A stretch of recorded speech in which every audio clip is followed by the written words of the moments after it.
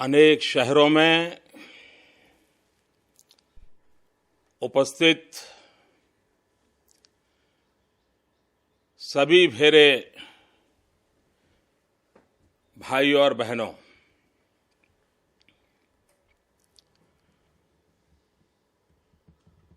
मैं देख रहा हूं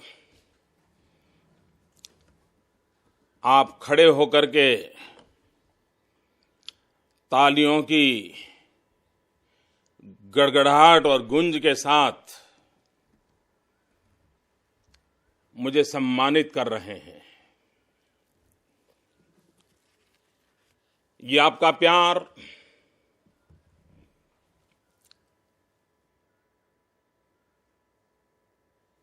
किसी भी इंसान को बहुत बड़ी नई ताकत देता है, मन को आनंद भी होता है। लेकिन भाइयों बहनों, ये गौरव, ये प्यार, ये आपका सम्मान नरेंद्र मोदी का नहीं, एक व्यक्ति का नहीं।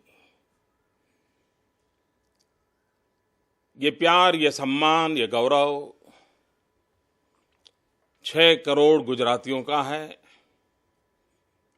उन्हीं की बदौलत है, उन्हीं के पुरुषार्थ के परिणाम है। उनके परिश्रम से आज गुजरात ने विश्व में नाम कमाया है, उसके कारण है। और इसलिए भाइयों बहनों, मैं सभी मेरे गुजरात के भाइयों बहनों की तरफ से इस सम्मान के लिए आप सबका अभिनंदन करता हूं, अभिवादन करता हूं। और ये सम्मान गुजरात को प्रेम करने वाले विश्व के सभी भाई बहनों को मैं समर्पित करता हूं। आज विश्व में मातृ दिवस मनाया जाता है, मदर्स डे मनाया जाता है। हो सकता है जब समाज में कुछ न कुछ ऐसी चीजों की आवश्यकता रहती है, तब नई नई व्यवस्थाओं को विकास करने की जरूरत भी पड़ी होती है। मैं इस मदर्स डे पर मातृशक्ति को प्रणाम करता हूं, मातृशक्ति का सम्मान करता हूं, उनका गौरव करता हूं। लेकिन मैं आप सबको हमारी उन सांस्कृतिक विरासत की ओर भी ले जाना उचित मानता हूं। हम वो लोग हैं, हम उन पूर्वजों के संतान हैं। हम उस महान विरासत की बदौलत आज जो कुछ भी हैं वो है। और हमारे पूर्वजों ने, ऋषियों ने, मुनियों ने हमें एक मंत्र दिया था। और आज जब दुनिया मदर डे मना रही है, तब उसका महत्व बहुत बढ़ जाता है। तब शायद विज्ञान इतना तो विकसित नहीं हुआ था। पृथ्वी क्या है, जगत क्या है, मानव जात क्या है, कौन कहां है, शायद उतना विज्ञान कैसे प्राप्त किया होगा। लेकिन उस समय इसी हिंदुस्तान की धरती पर से एक आवाज हमेशा सुनाई देती थी। और वो आवाज थी, जो मंत्र था, माता भूमि ही पुत्रोऽहम् पृथिव्याम। माता भूमि ही, भूमि मेरी माता है। पुत्रोऽहम् पृथिव्याम, मैं पृथ्वी का पुत्र हूं। यानी हम वो लोग हैं जिन्होंने पृथ्वी को मां माना है। और मां को बच्चों का लालन पालन और बच्चों का मां की सुरक्षा, एक अजोड़ नाता, जुड़ा हुआ है। मैं आज ये दुखद बात भी बताना चाहता हूं। मैं नहीं जानता हूं बाल की खाल उधाड़ने में लगे हुए कुछ पॉलिटिकल पंडित इन चीजों के क्या अर्थ निकालेंगे, क्या कहेंगे, वो तो हमें मालूम नहीं है। लेकिन मैं ये कहता हूं कि माता नाम की जो एक भाव विश्व है, मां नाम की जो हमारे यहां भाव जगत है, उसकी कितनी बड़ी ताकत रही है। और जब जब पूरी ब्रह्मांड की व्यवस्था में यह मां तत्व, ये मां भाव विश्व सशक्त रहा, सामर्थ्यवान रहा, पूजनीय रहा, हम संकटों से बचते चले गए। वहीं से हमें संकटों से बाहर निकलने की ताकत भी मिलती रही। लेकिन जब जब उस सारे भाव विश्व में कुछ बदलाव आया, स्थितियां बदलती गई। दुनिया कभी कभी हमें पूछती है, क्या कारण है हस्ती मिटती नहीं हमारी। ये हस्ती मिटती नहीं हमारी का सवाल विश्व की, दुनिया की कई संस्कृतियां समाप्त हो गई और हम नहीं हुए, तब स्वाभाविक पूछा जाता है। कई कारण होंगे, लेकिन आज जब मातृ दिवस मना रहे हैं, तब मैं कहूंगा कि हमारी हस्ती मिटती नहीं। उसका एक कारण हमारी परिवार व्यवस्था है। पारिवारिक जो बाइंडिंग के संस्कार हमें मिले हैं, वो उसकी सबसे बड़ी ताकत है। और मैंने तो देखा है, अमेरिका के हर चुनाव में हर पॉलिटिकल पार्टी, हर पॉलिटिकल लीडर एक बात अवश्य बोलता है कि जब हम सरकार में आएंगे तो परिवार व्यवस्था को फिर से एक बार ताकतवर बनाने का प्रयास करेंगे। परिवार सुरक्षित रहें, इसकी हम चिंता करेंगे। यह आज अमेरिका में भी चर्चा का एक एजेंडा का विषय होता है। भाइयों बहनों, क्या बात है कि हस्ती मिटती नहीं हमारी। मैं कहूंगा उसका कारण है हजारों साल पहले हमारे पूर्वजों ने जो परिवार व्यवस्था विकसित की, उस परिवार व्यवस्था की ताकत है जिसने आज भी हम लोगों को नित्य नूतन रूप धारण करने की भी ताकत दी है और अपने आप को आगे बढ़ाने का भी सामर्थ्य दिया है। उस पूरी परिवार व्यवस्था टिकी हुई थी, पनपती रही थी। उसका कारण क्या? कारण था उसके केंद्र बिंदु में मां का त्याग, मां की तपस्या, हर दिन शिव जी की तरह जहर पीते जाना और परिवार के भीतर अमृत बांटते जाना। यही तो कारण था कि हमारी आज परिवार व्यवस्था बनी हुई है। वो सिर्फ एक लग्न संस्था नहीं थी, वो उससे भी बहुत कुछ है। और इसलिए माता का महात्म्य क्या होता है, वो हम परिवार की जिंदगी जीने वाले, संयुक्त परिवार की जिंदगी जीने वाले, बृहद परिवार की जिंदगी जीने वाले भली भांति समझते हैं, जानते हैं। और भाइयों बहनों, हमारी संस्कृति की एक और विशेषता है, जिन जिन चीजों को हमने सर्वोच्च माना है, जिन जिन बातों को हमने बहुमूल्य माना है, अनमोल माना है, उन सब बातों को हमने मां से गौरवान्वित किया है। और तभी तो हमारे पूर्वजों ने पृथ्वी मां के रूप में और हम पृथ्वी के पुत्र के रूप में माता भूमि ही पुत्रो अहम पृथिव्याम, भूमि मेरी माता है, मैं पृथ्वी का पुत्र हूं। लेकिन जब वो मां का भाव कम हुआ, डिटोरिएशन आया,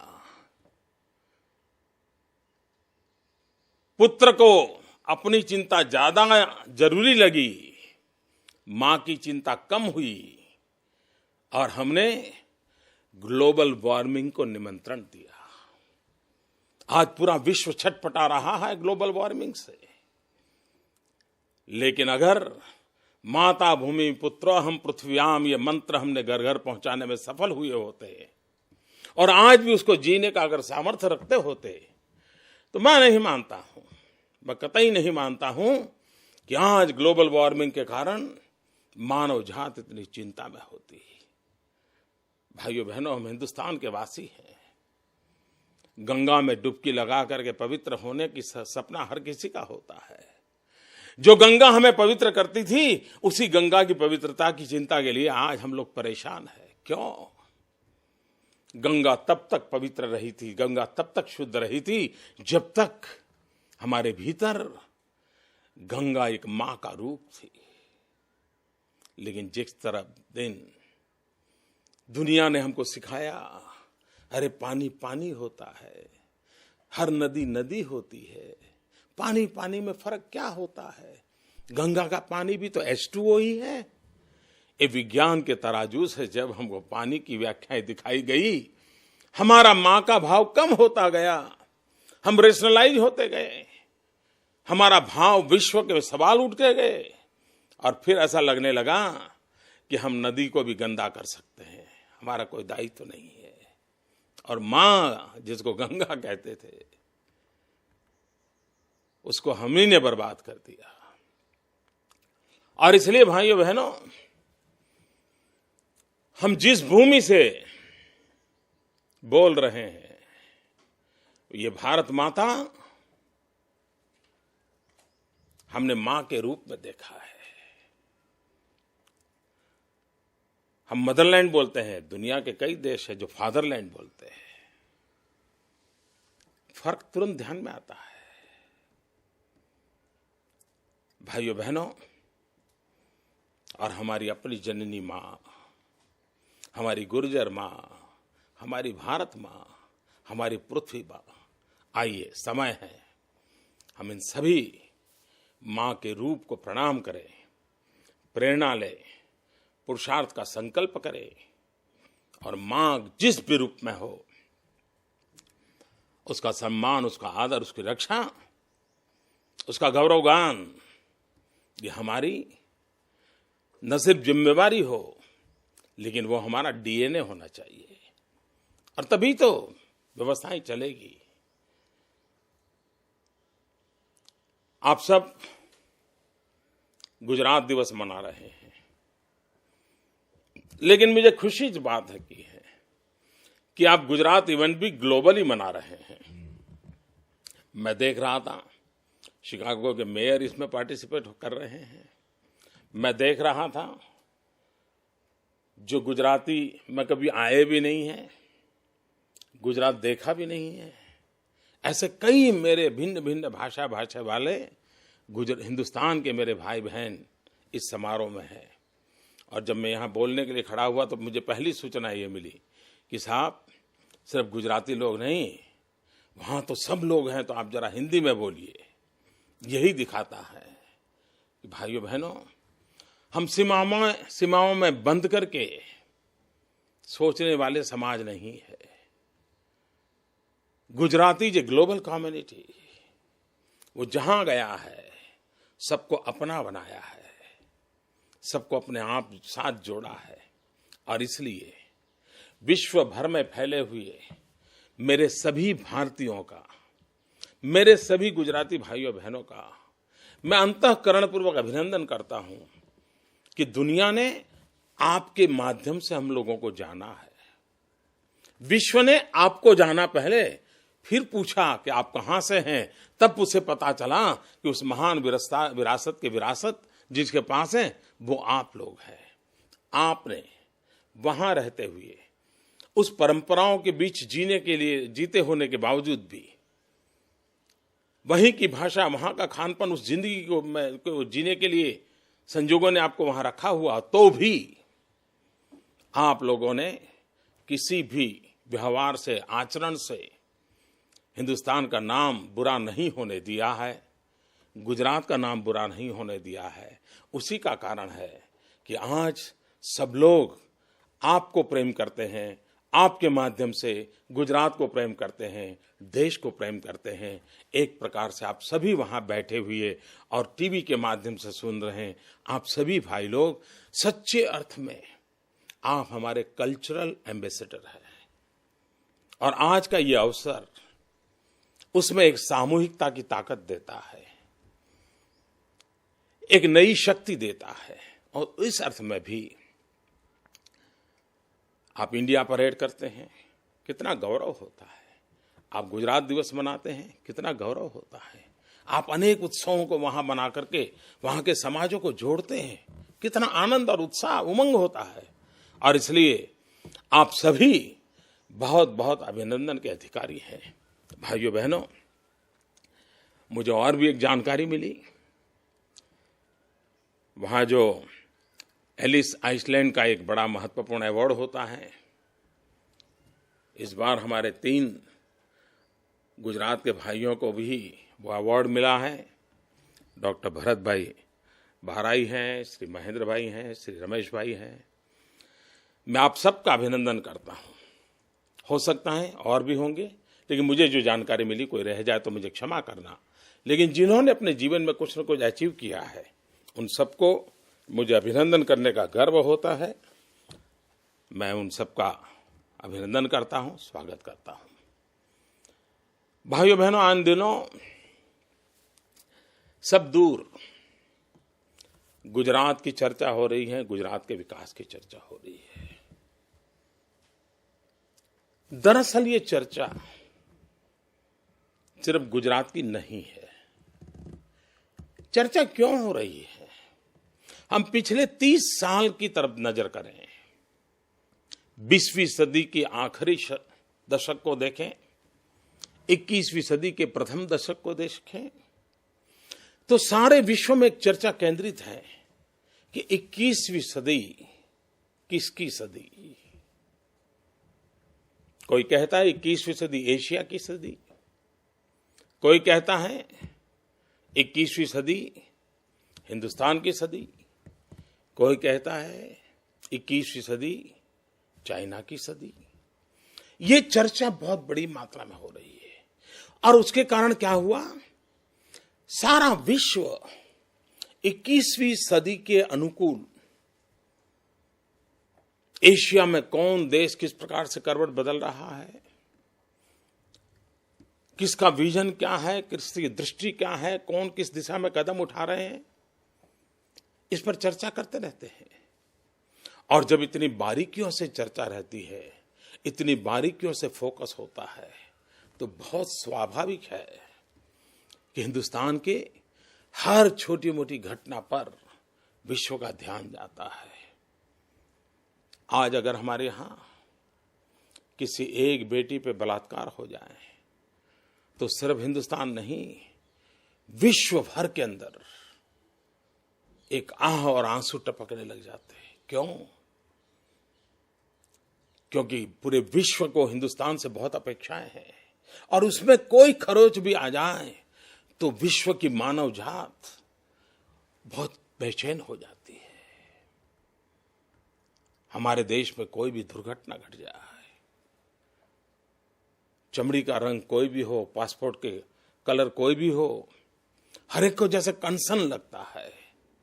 तो जैसे बुरी घटनाओं के साथ भी विश्व अपने आप को जोड़ करके देखता है कि पुणे का बम ब्लास्ट हुआ हो, हैदराबाद का बम ब्लास्ट हुआ हो, कश्मीर में हमारे देश के जवानों के सर काट करके कोई ले गया हो,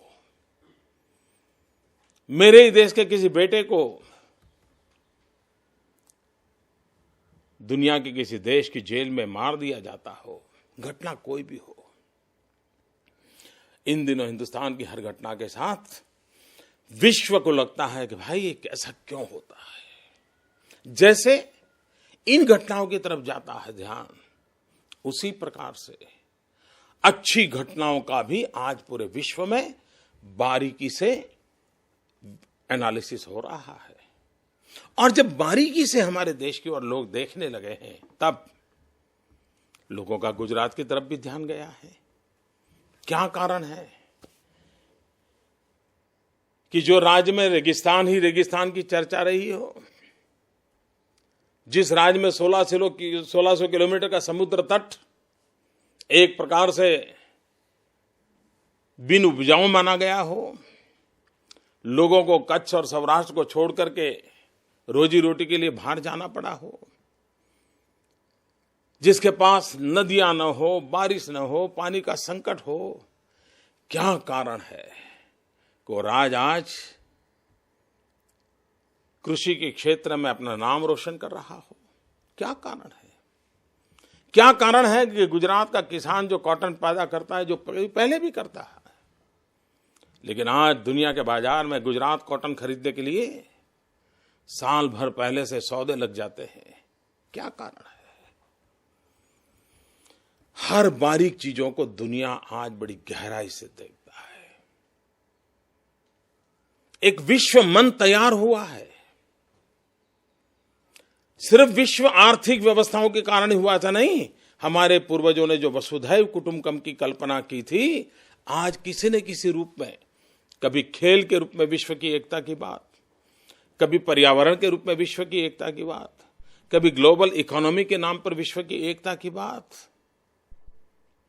कभी निशस्त्रीकरण के नाम पर ग्लोबल एकता की बात। पहलू, मार्ग, शब्द रचना अलग अलग हो सकती है, लेकिन मूल मंत्र जो हमारे पूर्वजों ने दिया था, वसुधैव कुटुंबकम, उसी को किसी न किसी रूप में आज दुनिया चरितार्थ हुए देखने के लिए लालायित हुई है। विश्व तड़प रहा है कि हम सब मिलकर के जहां अधिक शक्ति है, जहां कम शक्ति है, दोनों को जोड़ करके सबको समान रूप से आगे कैसे बढ़ाया जाए, ये समय की मांग खड़ी हुई है। और तब जाकर के हर बारीक बातों का एनालिसिस होना बहुत स्वाभाविक हुआ है। और जब सब बारीक बातों का एनालिसिस होता है, तो सौभाग्य हमारा कि गुजरात हरेक के सामने आता है, गुजरात हरेक की नजर में आता है। और इसलिए भाइयों बहनों, आज के इस गुर्जर दिवस पर, गुजरात की स्थापना के दिवस पर, मैं आज आप सब भाइयों बहनों को बहुत बहुत बधाई भी देता हूं। इस बार गुजरात ने अपना स्थापना दिवस 1 मई को नवसारी में मनाया था। कुछ समय वहां जो हमारे वक्ता बोल रहे थे, किसी ने ये भी कह दिया, कितनों को पता होगा कि 1 मई ये गुजरात का स्थापना दिवस है। आपका सवाल बहुत स्वाभाविक था, क्योंकि सालों तक राजनीतिक कारणों से गुजरात में इस बात को भुला दिया गया था कि 1 मई को गुजरात का स्थापना दिवस है। ये भुला दिया गया था कि इंदु चाचा के नेतृत्व में महागुजरात का एक बहुत बड़ा आंदोलन चला था। ये भुला दिया गया था कि हमारे विद्यार्थियों ने गुजरात को अलग भाषावार प्रांत रचना के रूप में, अधिकार के रूप में जब मांगा, तो उनको गोलियां से भून दिया गया था। कुछ लोग झूठ बोल करके सत्य को नकारने की कोशिश करते हैं, लेकिन उन्होंने इस बात को स्वीकार करना होगा कि वो एक जमाना था जब आज जो भद्र हैं, जहां लाल दरवाजा बोलते हैं, जहां लाल बसें हमारी चलती हैं, वहीं पर कांग्रेस का एक बड़ा हेडक्वार्टर हुआ करता था भद्र में। और उसी कांग्रेस के हेडक्वार्टर से गोलियां चली थी और हमारे कई विद्यार्थियों को मौत के घाट उतार दिया गया था। और उसी में से महागुजरात के आंदोलन को एक नई ताकत आ गई थी। आखिरकार गुजरात मिला था। मैं आज उन सभी शहीदों को मैं नमन करता हूं, इंदु चाचा को प्रणाम करता हूं। गुजरात बनाने के जिन जिन लोगों ने अपना जीवन लगाया, खपाया, समय दिया, उन सब का भी मैं अभिनंदन करता हूं। और मैं उन सबको विश्वास दिलाता हूं कि आपने जो त्याग और तपस्या करके इस गुजरात नाम के राज्य की रचना की है,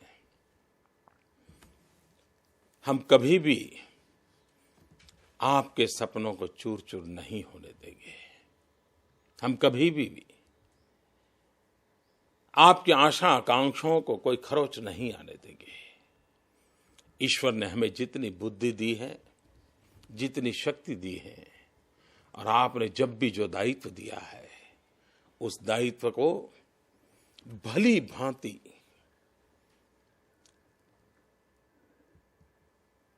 पूरा करने का प्रयास करेंगे।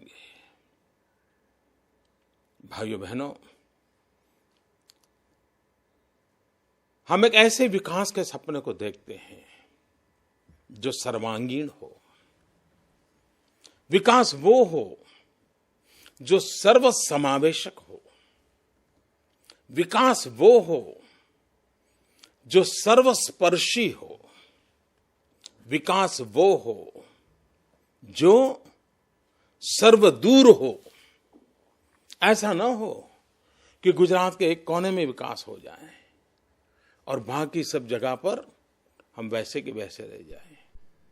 अगर साइकिल की ट्यूब में हम हवा भरवाने के लिए जाते थे, जो लोग वहां आज हैं, 60s के कालखंड में हम लोगों को मालूम है, हम साइकिल रखते थे और रोड पर जो साइकिल की दुकानें रहती थी वहां पर हम हवा भरवाने जाते थे। तो हवा कितनी भरी उसका एक मीटर रहता था, और मीटर वाला हवा भर के बताता था, अब इतना आ गया, ठीक है, ये काफी है, इस सीजन के अंदर इतनी गर्मी में इतनी हवा काफी है।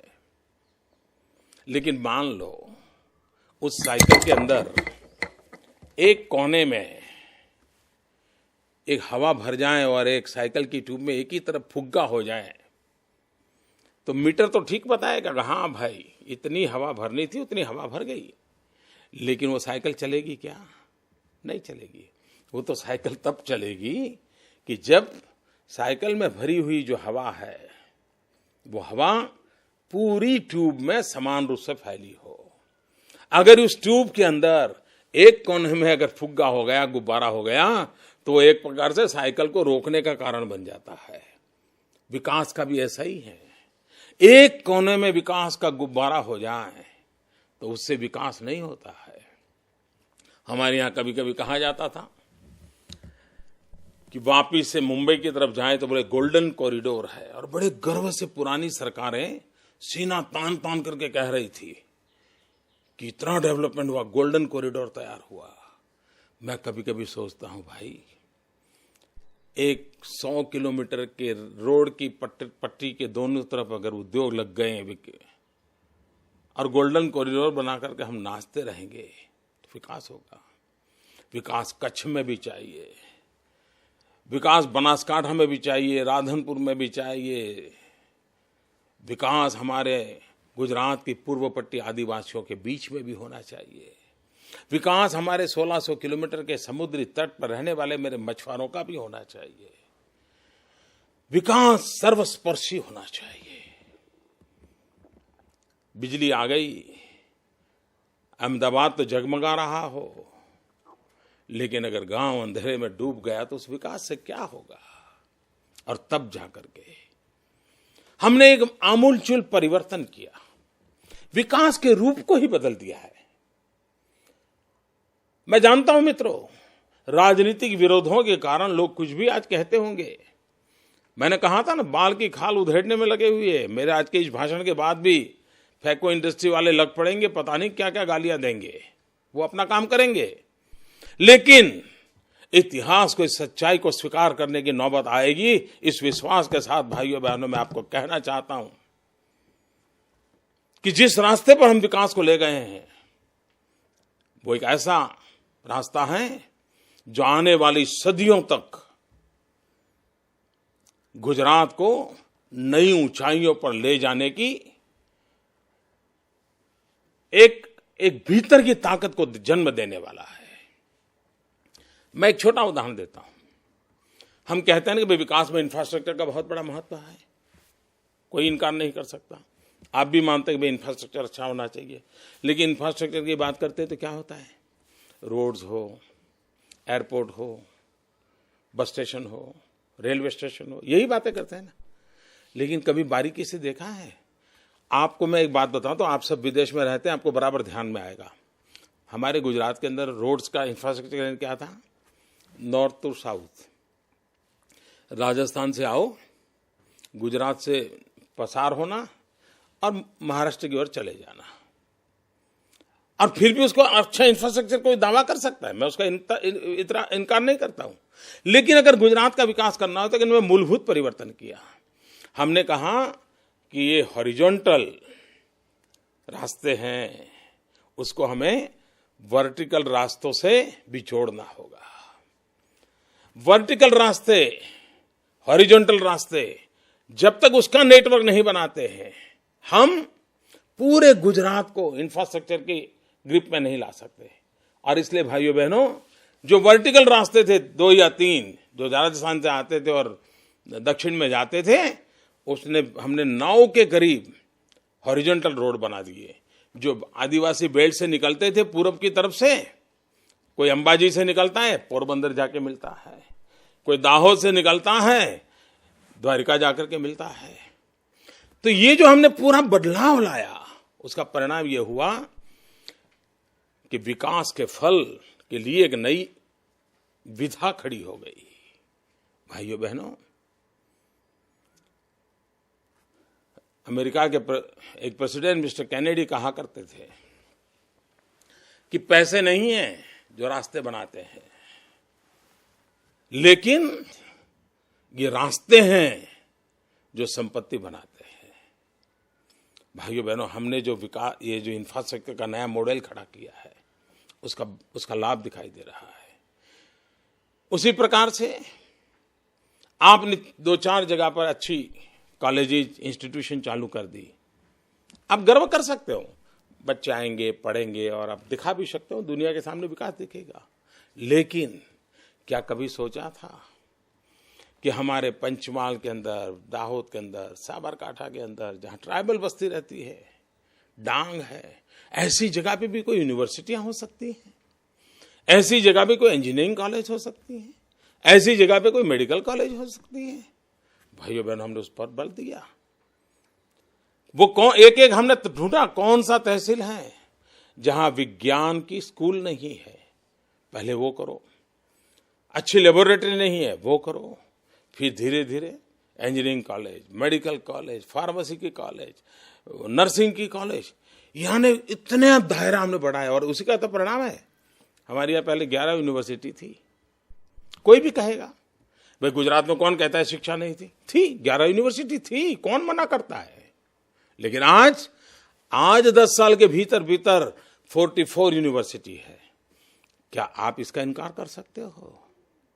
लेकिन ये कहने से बात बनती नहीं है कि यूनिवर्सिटी पहले थी, कौन मना करता है? भाई यूनिवर्सिटी पहले भी थी, लेकिन हमारी सारी यूनिवर्सिटियां क्या थी? सब बंदरों का व्यापार था। यूनिवर्सिटी में जाओ, जो भी अवेलेबल कोर्सेज हैं उसको देखते हो ना। हमने उसमें बदलाव लाया, हमने सेंटर फॉर एक्सेलेंसी की ओर बढ़ावा दिया। अगर गैस और पेट्रोलियम एनर्जी ये विश्व के भविष्य के साथ जुड़ा हुआ है, तो हमारे पास एनर्जी यूनिवर्सिटी होनी चाहिए, पेट्रोलियम यूनिवर्सिटी होनी चाहिए। हमने वो काम किया। आज जगत के अंदर जितना रुपयों का महत्व है, उतना ही महत्व खेलकूद का बन गया है। इस बात को स्वीकार करना होगा। कोई भी समाज स्पोर्ट्स के बिना स्पोर्ट्समैन स्पिरिट वाला नहीं बन सकता है। अगर समाज में, परिवार में, व्यक्ति के जीवन में हम स्पोर्ट्समैन स्पिरिट को अनिवार्य मानते हैं, तो फिर समाज के जीवन में स्पोर्ट्स का भी उतना महत्व होना चाहिए। वो बच्चे क्या हैं जिसके जीवन में पसीने की पता तक ना हो। मैं चाहता हूं मेरे गुजरात के बच्चे खुले मैदान में खेले, पसीनों से तरबतर हो जाए। भविष्य उससे बनने वाला है, और इसलिए हमने स्पोर्ट्स यूनिवर्सिटी बनाई। क्राइम की दुनिया बदलती जा रही है। क्राइम की दुनिया कह रही है कि आज विश्व के किसी कोने में बैठा हुआ एक छोटा सा बच्चा भी साइबर क्राइम के माध्यम से किसी देश के बैंक को लूट सकता है। इसका मतलब अगर लुटेरों के रास्ते बदले हैं तो लूट पकड़ने वाले और चोर लुटेरों को पकड़ने के लिए रास्ते बदलने पड़ेंगे। और इसके कारण आज साइबर क्राइम की दुनिया में, इकोनॉमिकल ऑफेंस की दुनिया में फॉरेंसिक साइंस का महत्व बढ़ गया है। और मेरे अमेरिका में रहने वाले पढ़े लिखे विद्वान लोग वहां बैठे हैं। आपको जान करके गर्व होगा मेरे भाइयों बहनों, आज गुजरात दुनिया का पहला ऐसा प्रदेश है जहां पर फॉरेंसिक साइंस यूनिवर्सिटी है। जो हमारे बाल की खाल उधेड़ने में लगे हुए लोग हैं वो क्या कहते हैं, मोदी झूठ बोलते हैं। क्यों? अरे फॉरेंसिक साइंस डिपार्टमेंट तो पहले भी था। फिर से मैं कहता हूं, मैं फॉरेंसिक साइंस डिपार्टमेंट की बात नहीं बोल रहा हूं। फॉरेंसिक साइंस डिपार्टमेंट में थे, किसी ने मना नहीं किया। हम कहते हैं हमारा कंट्रीब्यूशन है फॉरेंसिक साइंस यूनिवर्सिटी। ये झूठ बोलने वाले लोग ऐसे ही झूठ फैलाते रहेंगे। हो सकता है आज कुछ नया झूठ छोड़ दें, वो उनका अपना काम है, वो करते रहेंगे, क्योंकि उसके पास इसके सिवा कोई सहारा नहीं है। उसी के भरोसे उनको चलना है। लेकिन भाइयों बहनों, मेरा कहने का तात्पर्य यह था कि हम ये तो कभी नहीं कहते कि मोदी जब तक नहीं थे तब तक यहां कुछ नहीं था। मोदी के पहले भी बहुत कुछ था, क्योंकि गुजरात एक पुरुषार्थी समाज है, संकटों के बीच जीने वाला समाज है, नए रास्ते खोजने की कोशिश करने वाला समाज है। लेकिन गुजरात के पिछले 40 साल और गुजरात के वर्तमान 12 साल, इस दोनों की अगर हम तुलना करेंगे तो पता चलेगा कि हमने विकास की गति को तेज किया है, हमने विकास के व्याप को फैलाया है, हमने विकास को नई ऊंचाइयों पर पहुंचाया है, हमने विकास को सामान्य मानवीय के कल्याण की दिशा में ले जाने की भरपूर कोशिश की है। और ये काम बार बार बार बार बार ठोक ठोक ठोक ठोक करके मैं आपको कहना चाहता हूं, ये नरेंद्र मोदी ने नहीं किया है, ये गुजरात ने किया है। 6 करोड़ गुजरातियों ने किया है। उसका यश, इसका गौरव गुजरात को प्रेम करने वाले, उनकी भाषा कोई भी क्यों न रही हो, उन सब के कारण हुआ है। और इसलिए भाइयों बहनों, हम जब गुजरात स्थापना दिवस की मना रहे हैं तब इसका महात्मा बढ़ता है। कोई मुझे बताए, क्या पतंग की खोज मोदी ने की? क्या पतंग को नरेंद्र मोदी ले आया था? क्या उसके पहले पतंग नहीं था? पतंग पहले भी था। छत पे पतंग पहले भी चढ़ते थे, हो हल्ला पहले भी होता था, मौज पहले भी होती थी, आनंद पहले भी होता था। लेकिन क्या कभी सोचा था कागज के टुकड़ों से बना हुआ रुपये 2 रुपये का पतंग विश्व भर में गुजरात की ताकत का परिचय दिलाने का साधन बन सकता है? हमने बना दिया। हमारे गरीब लोग झोपड़पट्टी में पतंग की इंडस्ट्री चलाते थे। एनवायरमेंट फ्रेंडली इंडस्ट्री है, कॉटेज इंडस्ट्री है। गरीब लोग 2 महीना 3 महीना पतंग बनाने का काम करते थे, रोजी रोटी चलती थी। 2 करोड़, 5 करोड़, 7 करोड़, 10 करोड़, 15 करोड़ के आसपास हमारा बिजनेस चलता था पतंग का। इसमें भी जान भर दी मित्रों। और पतंग को भी हवा लग जाए तो पतंग कितना आसमान में जाता है, वो ताकत हमने दी। उसका परिणाम ये आया है आज कि जो करीब इतने कम वाला बिजनेस आज अरबों खरबों के बिजनेस में कन्वर्ट हो गया। कितने गरीब लोगों को रोजी रोटी मिली है। बदलाव जो कहते हैं ना, इसको कहते हैं। कोई मुझे कहे भाइयों, क्या घीर के शीन नहीं थे क्या मोदी के आने से पहले? थे।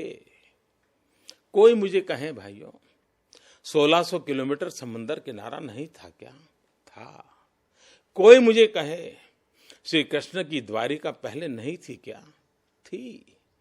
कोई मुझे कहे आदि शंकर का बनाया हुआ सोमनाथ का तीर्थ क्षेत्र नहीं था क्या? था, सब था मेरे भाइयों बहनों, लेकिन फिर भी टूरिज्म नहीं था। क्यों? जगन्नाथ को देखने के लिए तो दुनिया जुट जाती है, लेकिन सोमनाथ की ओर किसी की नजर नहीं है। क्यों? हमने कोशिश की, हमने कहा यह हमारी अमानत है, दुनिया के सामने ले जाओ।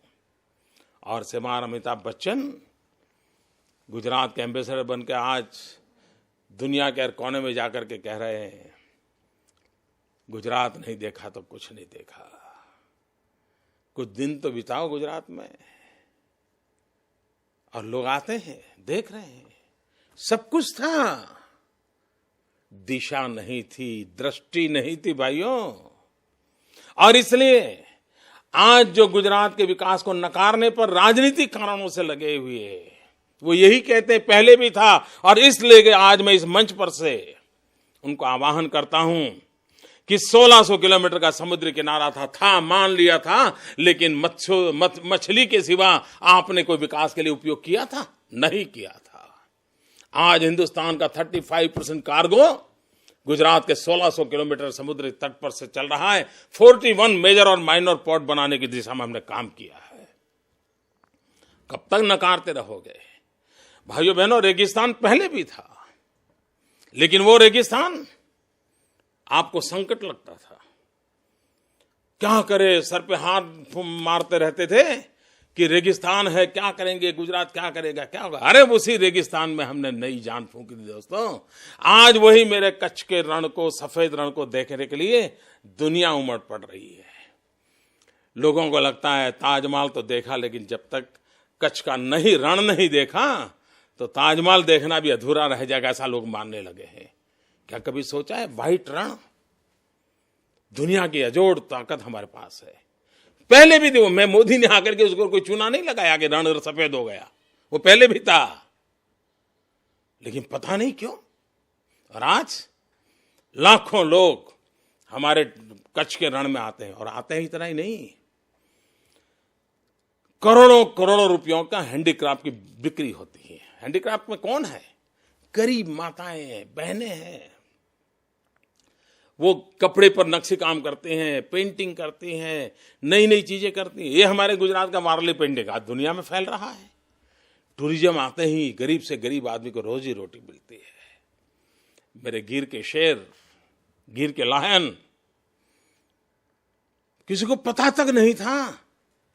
और मित्रों, मैं बड़े गर्व के साथ कहता हूं, सारे दुनिया में वाइल्ड लाइफ के बहुत बड़े संकट के समाचार हर दूर से आते हैं। हमारे यहाँ टाइगर को बचाने के लिए भारत सरकार अरबों खरबों रुपए खर्च कर रही है। कहाँ खर्च होता है वो तो समय जाने, पता नहीं। आने वाले दिनों में सुप्रीम कोर्ट वो एक और डंडा उसमें भी मार दे, कभी कह नहीं सकते, पता नहीं कब कौन सा डंडा पड़ेगा। लायन की तरफ देखा नहीं किसी ने, लेकिन उसके बाद भी गुजरात के अपने प्रयासों का परिणाम है कि लायन की संख्या बढ़ रही है, टूरिज्म बढ़ रहा है। और दुनिया को देखना होगा कि एक परिवार के नाते लायन की रक्षा कैसे होती है। एक गुजरात के अंदर गिर के जंगलों में रहने वाले मेरे किसान परिवारों ने करके दिखाया है। एक अजोड़ नमूना है, ये विश्व को स्टडी करने जैसा है, अध्ययन करने जैसा है। कैसे वाइल्ड लाइफ के साथ मानव जीवन एक रूप होकर के कैसे रह सकता है, ये स्टडी करने जैसा विषय है। भाइयों, बढ़ रहा है। आप कल्पना कर सकते हैं मित्रों, आज 24 घंटे गुजरात में बिजली होने के कारण कितना बड़ा परिवर्तन आया है, कितना बड़ा लाभ गांव के जीवन को बदला है, गांव की इकोनॉमी को बदला है। छोटी छोटी चीजों को हमने ध्यान दिया।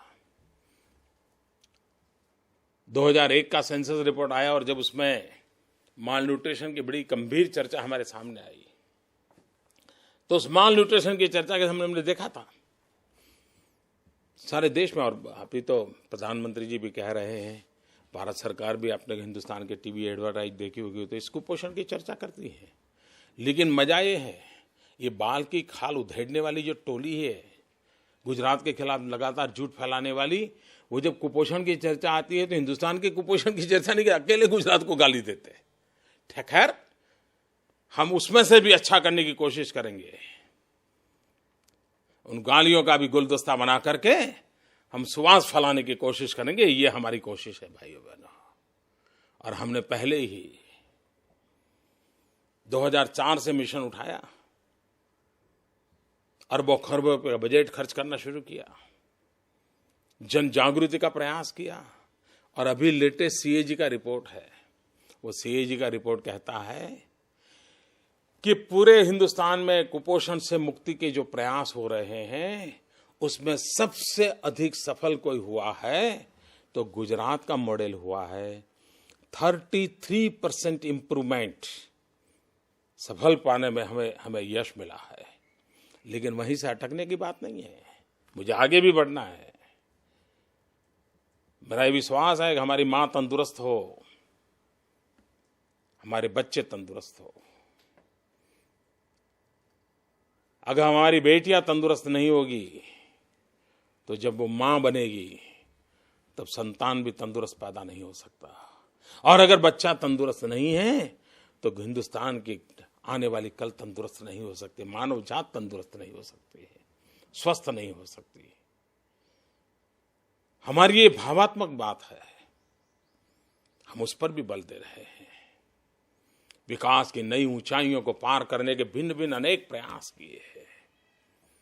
भाइयों बहनों, आज मैं गर्व से कह सकता हूं कि दुनिया का सबसे बड़ा, ये शब्द लिखिए मेरे भाइयों बहनों, ये दुनिया का सबसे बड़ा नर्मदा का पानी पहुंचाने का पाइप का नेटवर्क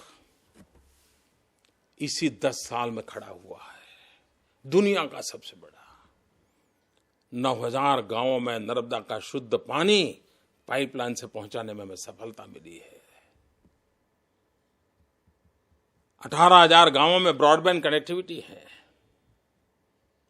आप वीडियो फोन से अपने परिवारजनों से गांव में बात कर सकते हैं। ये स्थिति हमने पैदा की है। हम गुजरात को आधुनिक बनाने के पक्षकार हैं। हम चाहते हैं टेक्नोलॉजी का उपयोग गांव-गांव, घर-घर तक कैसे पहुंचे। हम चाहते हैं टेक्नोलॉजी हमारी शिक्षा के लिए कैसे बहुत महत्वपूर्ण रोल अदा करे। हम चाहते हैं कि टेक्नोलॉजी से आरोग्य में कैसे परिवर्तन आए,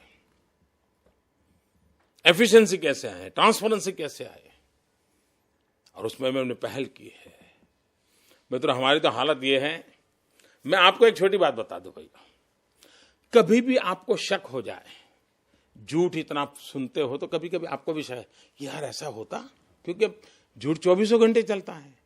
और अब तो हम सच बोलेंगे तो एक आध बार बोलेंगे, महीने में एक आध बार बोलेंगे, साल में एक बार बोलेंगे, क्या करेंगे, हमें तो कोई रोज अवसर होता नहीं है बोलते रहने का। लेकिन झूठ वालों का तो रहता है, और कभी आज इस कोने से झूठ आएगा तो कल दूसरे कोने से झूठ आएगा, तो परसों तीसरे कोने से झूठ आएगा, कभी एक चेहरा झूठ बोलेगा तो कभी 10 चेहरे झूठ बोलेंगे, चलता रहता है। लेकिन कभी आपके मन में भी दुविधा हो जाए कि यार सच क्या है, मेरी आपसे प्रार्थना है।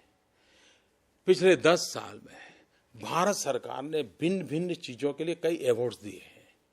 ये सब हिंदुस्तान सरकार के नेट पर भी अवेलेबल है, जरा देख लीजिए ना। और आपको उसको देखोगे तो पता चलेगा कि जिस मुद्दे पर गुजरात के बाल की खाल उधेड़ी जा रही है, उसी मुद्दे पर अच्छे से अच्छे काम के लिए दिल्ली में बैठी हुई कांग्रेस की यूपीए की सरकार ने अवार्ड दिया है। तो आपको विश्वास हो जाएगा कि कितना झूठ चला रहे हैं।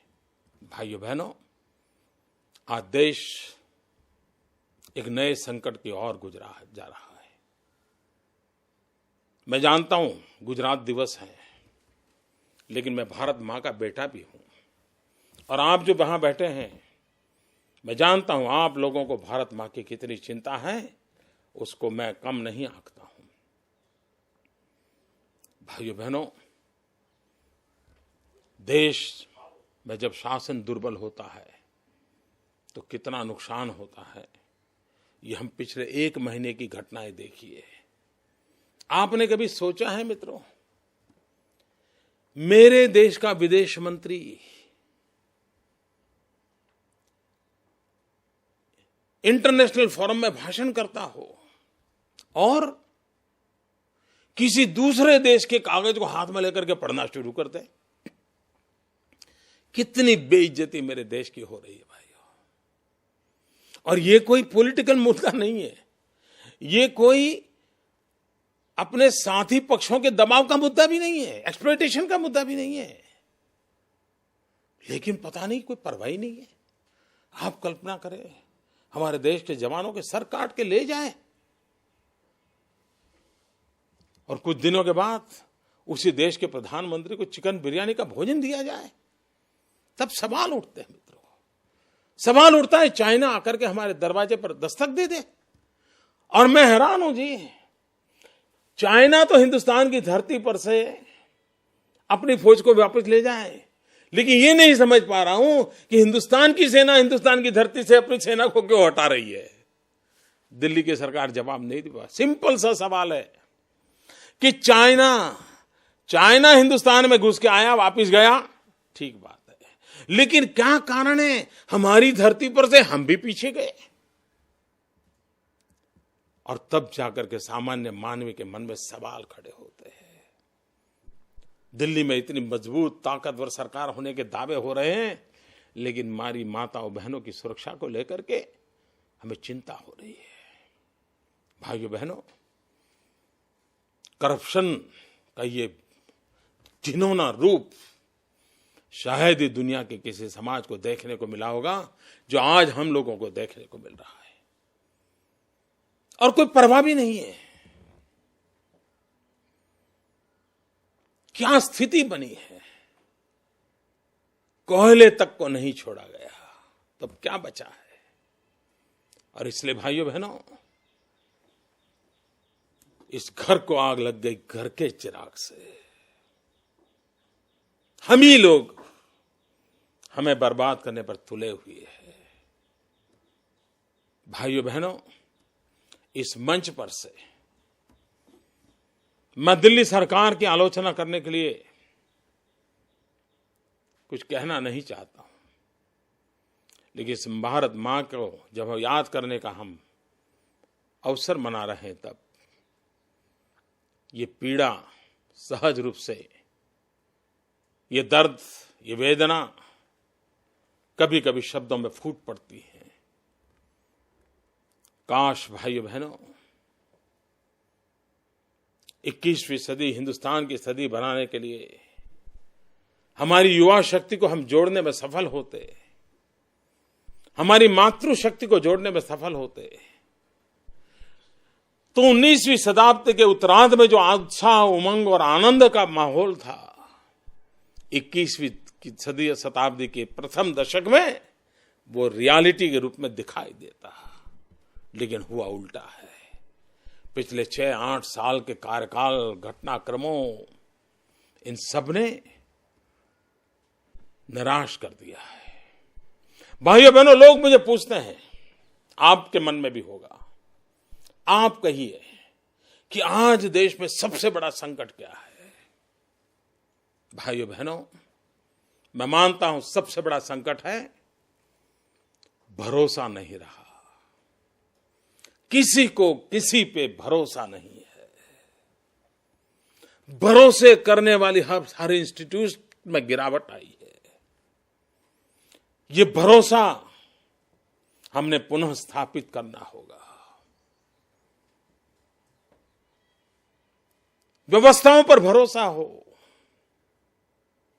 प्रक्रियाओं पर भरोसा हो,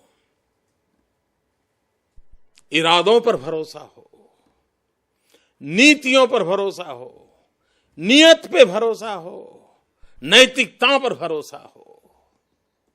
भाइयों बहनों, देश के सामने भरोसा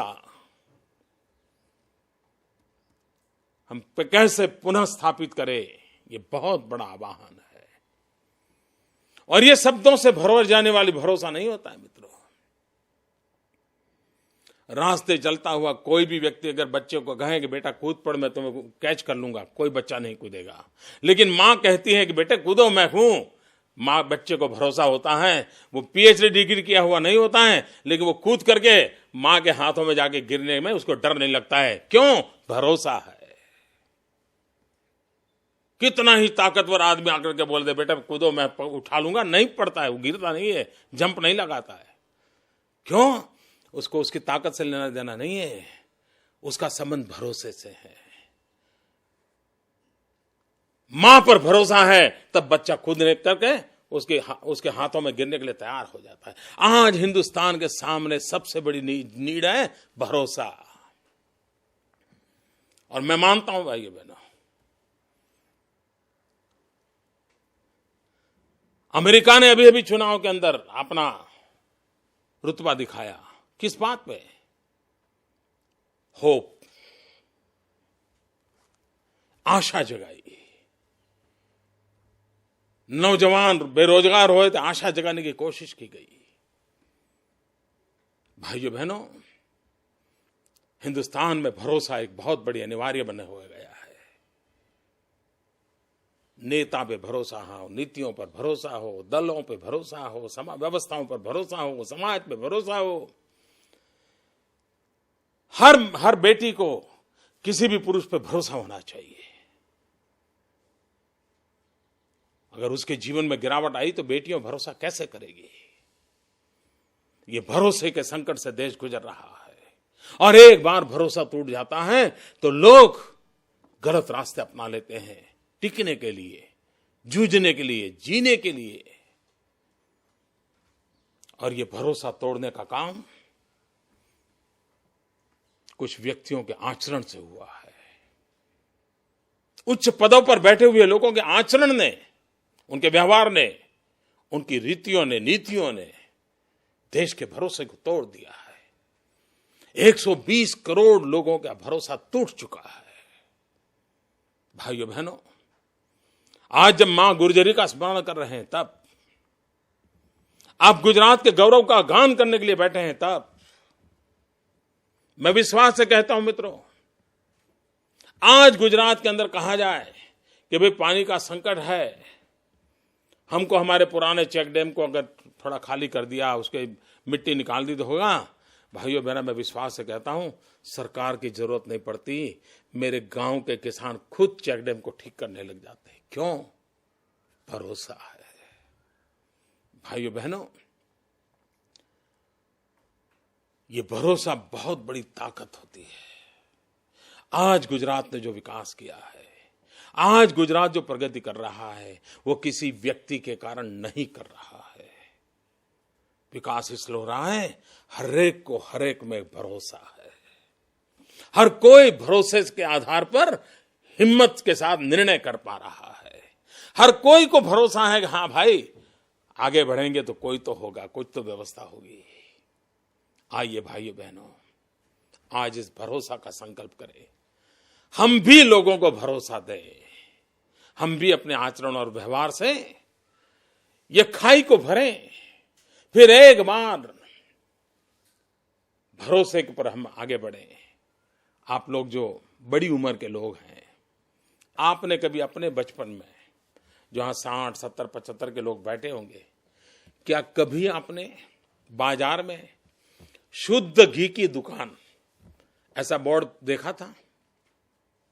हंसो मत भाई, मुझे बताइए, क्या कभी आपने शुद्ध घी की दुकान ऐसा बोर्ड कभी देखा था? नहीं। ऐसा ही लिखा जाता था, घी की दुकान। और घी की दुकान लिखा तो आदमी को भरोसा था वो शुद्ध घी ही होगा। लेकिन भरोसा टूट गया तो बोर्ड लगाना पड़ता है, शुद्ध घी की दुकान। मैं छोटी छोटी बातों के आधार पर बताना चाहता हूं, ये जो भरोसा टूट रहा है, उच्च पदों का तो भरोसा टूट चुका है। और तब जाकर के मेरे भाइयों बहनों, आओ फिर से एक बात, महात्मा गांधी, सरदार पटेल का स्मरण करते हुए इस भरोसा का बाइंडिंग कैसे बढ़े, हम सब उस दायित्व को कैसे निभाएं, हमारे शब्द की ताकत कैसे बढ़े, हमारा आचरण उस ताकत को कैसे रंग भरे, उसका संकल्प करें। भाइयों बहनों, मैंने काफी समय लिया है आपको अभी रात्रि भोज भी शायद आपका बाकी होगा, और मैं देख रहा था आप लोग तो एक एक 2-2 मिनट में बोल करके अपना पूरा करके जा रहे थे, और मैं घंटे भर से बोल रहा हूं।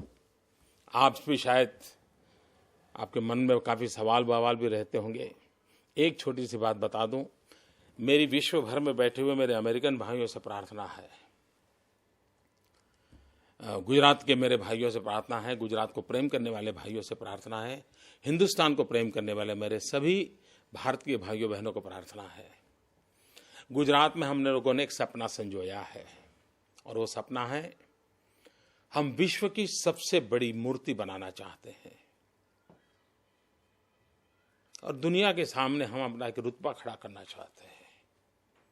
हमारा यानी मोदी का नहीं, बीजेपी का नहीं, गुजरात सरकार का नहीं, 125 करोड़ देशवासियों का।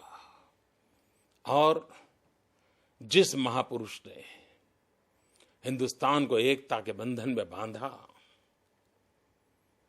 छोटे छोटे रजवाड़ों को मिलाकर के इस देश बनाया, एक किया, इतिहास का एक स्वर्णिम पृष्ठ है भाइयों, लेकिन उसको भुला दिया गया है। उसका पुण्य स्मरण होना चाहिए। वो हमें नई ताकत देगा, देश को जोड़ने की ताकत देगा, देश को तोड़ने वाले हर प्रयासों का वो जवाब होगा। और इसलिए हमने संकल्प किया हुआ है स्टैच्यू ऑफ यूनिटी, और स्टैच्यू ऑफ यूनिटी है भारत के लौह पुरुष सरदार पटेल की दुनिया की सबसे बड़ी ऊंची प्रतिमा हमें बनाना है। और उसकी साइज का जो सपना है, वो सपना है स्टैच्यू ऑफ लिबर्टी जो है, उससे स्टैच्यू ऑफ यूनिटी की साइज डबल होगी। सरदार साहब के नाम पर बना हुआ वो डैम है, उसी जगह पर हम ये बनाना जा रहे हैं। काम काफी तेजी से आगे बढ़ रहा है, रिसर्च हो रहे हैं, डिजाइनिंग हो रहा है, धरती पर भी काम हम बहुत जल्दी शुरू करना चाहते हैं। लेकिन जैसे हम लोगों ने जब महात्मा मंदिर बनाया था और आप लोगों ने योगदान किया था, वैसे ही हम जनता जनार्दन को जोड़ करके जन भागीदारी के साथ विश्व का अजोड़ सरदार पटेल का ये विराट रूप स्टैच्यू ऑफ यूनिटी के रूप में प्रस्तुत करने वाले हैं। मेरी आपसे प्रार्थना है, विश्व भर में फैले हुए मेरे भाइयों बहनों, मेरी आपसे प्रार्थना है, कुछ समय के बाद हम विधिवत रूप से आपके पास कुछ मांगने के लिए आएंगे, आपका कंट्रीब्यूशन चाहेंगे, क्योंकि हर एक को लगना चाहिए कि ये जो स्टैच्यू ऑफ यूनिटी बनी है, उस यूनिटी का मैं भी एक हिस्सा हूं, मैं भी एक पार्टिकल हूं। ये भाव हमें खड़ा करना है, और उसका लाभ होता है। हमने गांधीनगर में जो महात्मा मंदिर बनाया, तो गुजरात के 18,000 गांव को कहा था कि आपके गांव की पानी और मिट्टी ले आइए। दुनिया के हर देश में बह रहे गुजरातियों से मैंने कहा था कि वहां का पवित्र जल और मिट्टी ले आइए। हिंदुस्तान के हर राज्य को कहा था वहां का पवित्र जल और माटी लाइए, और हमने विश्व भर से पवित्र जल, पवित्र मिट्टी इकट्ठी कर करके ये जो महात्मा मंदिर बनाया है, उसकी नींव में रखी है। एक भावात्मक ताकत होती है, और महात्मा गांधी का जो विश्व रूप था, उसको प्रतीकात्मक रूप से अनुभूति करने का हमने एक प्रयास किया था। वैसे ही सरदार साहब की प्रतिमा, एकता की प्रतिमा, एक करने का सामर्थ्य, हर संकटों से बाहर निकल के बहुत कम समय में इतने बड़े देश को जोड़ने का महान काम, विश्व के सभी समाजों को सीखने समझने जैसा काम, इसको हमें उजागर करना है, उस महान रूप को उजागर करना है, और विश्व को गर्व से कहना है मेरे देश में इसी कालखंड में ऐसा भी एक वीर पुरुष, महापुरुष पैदा हुआ था। बड़े गौरव के साथ काम करना है भाइयों। आइए हम सब अपने अपने सपनों को तो पूरा करे ही करें, अपने संकल्पों को भी पूरा करें, लेकिन राष्ट्र के नाते, समाज के नाते भी हर संकल्पों को पूरा करके समग्र मानव जाति के कल्याण के लिए भारत कैसे काम आए। और माता भूमि ही पुत्रो अहम पृथ्व्याम, भूमि मेरी माता है, मैं पृथ्वी का पुत्र हूं। ये समग्र पृथ्वी को मां मानने वाले हम संतान मानव जात के कल्याण का मार्ग लेकर के चले, वसुधैव कुटुंबकम के मंत्र को लेकर के चले। इसी एक भाव के साथ आप सबके बीच आने का, आप सबके साथ बात करने का मुझे अवसर मिला। मैं आपका बहुत बहुत आभारी हूं। मैं आपको बहुत शुभकामनाएं देता हूं और मैं आपको विश्वास दिलाता हूं, ये गुजरात आपका है। आपकी भाषा कोई भी हो, पहनाव कोई भी हो, हम तो पृथ्वी के पुत्र हैं। आइए इसका गौरवगान करें, इसको अपना करें, यही एक प्रार्थना है। फिर एक बार मैं सबका अभिनंदन करता हूं, बधाई देता हूं। कई मेहमान वहां बैठे हैं, सबके नाम नहीं दे पा रहा हूं, मुझे क्षमा करें। अमेरिका भी के राजनीतिक कई नेता भी वहां बैठे हैं। मैंने हिंदी में बोलना पसंद किया, हो सकता है अगल बगल में बैठे हुए लोग वो उनको भाषांतर करके मेरी भाव वहाँ उन तक पहुँचाते होंगे। आइए भाइयों बहनों, हम सब मिल करके इस जब मदर दिवस भी मना रहे हैं, गुर्जर दिवस भी मना रहे हैं, पूरी शक्ति के साथ आगे बढ़ें। आप सबको बहुत बहुत शुभकामनाएं, बहुत बहुत शुभकामनाएं। जय जय गरवी गुजरात, जय जय गरवी गुजरात। भारत माता की जय।